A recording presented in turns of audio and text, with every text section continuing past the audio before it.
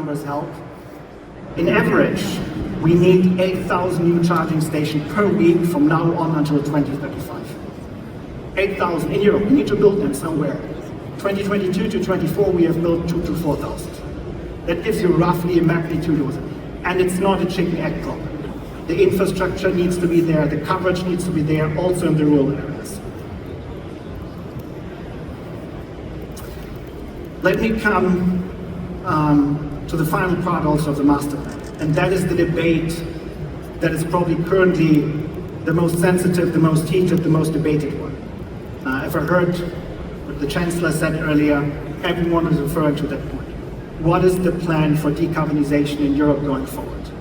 And of course, this is a complex discussion. It's also a political one.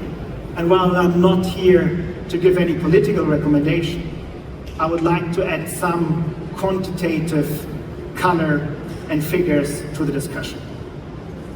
Well, one path is obviously to continue with the ICE ban as a current regime as of 2035. Let me quickly bring that to life, what that means. That means we need to increase the infrastructure from 900,000 to 5 million, a factor 6. That means that we need to increase battery cell capacity from 150 to 1.2 terawatt hours that we see in 2050, also a factor of 6. That also requires that we increase the charging infrastructure by a factor of 6, and most importantly, consumer appetite. In our latest surveys, there are 20% of the European customers across Europe, again, we are not talking Munich and Berlin and Paris, 20% consider a BEV for their next vehicle. So we have to increase that from 20% to 100%. So just to explain the magnitude and to bring that alive. So let's now think through what is happening if we continue with the ICE ban in 2035. And again, I would recommend and reflect to take a quantitative view along 3 dimensions: decarbonization, economics, and results. The question is, what will happen in 2035 if one of the 3 conditions or 4 is not in place? Customer appetite is not there, infrastructure is not there, or their battery production.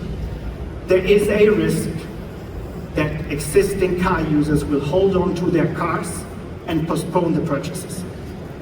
That we have a lower volume in 26, 36, 37, for example. And that will have an impact on the age of the European car fleet. As of 2024, the average European car fleet is 13 years. That was at 10 years on average 9 years ago in 2050. So the average fleet age increased by 3 years. That has a consequence on CO2 emissions because you have many older vehicles running around. What we see what could happen is, in that scenario, if the infrastructure is not there, that the average car fleet can increase from 15 to 17 years, again having a negative influence on that. In economics, as I mentioned that earlier, there's a piece around sales decline. A 20% hit in the industry will have consequences as well. And on the resilience side, as I said earlier, if we have 8% of the battery cell production capacity, Europe would be dependent to shocks caused outside of Europe, whether that's economic or political. So let's, for a second, think through an alternative pathway, and how could that look like? Well, there has been the debate in the last couple of weeks. Can we include range extender, plug-in hybrids with a high range of 100 or more kilometers electric drive? By the way, that is also a vehicle type that is very well perceived in China. Currently 1 out of 2 of the new energy vehicles in China are range extender or plug-in hybrids. If we include that and postpone and open up for certain flexibility in the technology, well, in first glance, it has a negative impact on CO2 abatement. We will have non-BEV vehicles after 2035. But the question is, that additional 10% that we see, can that be compensated? Green steel, green aluminium, green energy, and many other pieces, alternative fuels that we see. And the question is also, will that have, and that needs to be carefully evaluated, a positive impact on either GDP or in resilience?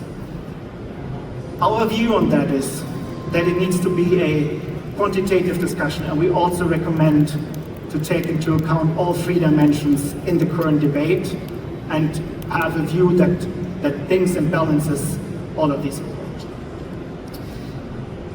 Ladies and gentlemen, that also brings me to the end of what I wanted to discuss and share with you. In summary, 9 fields of action.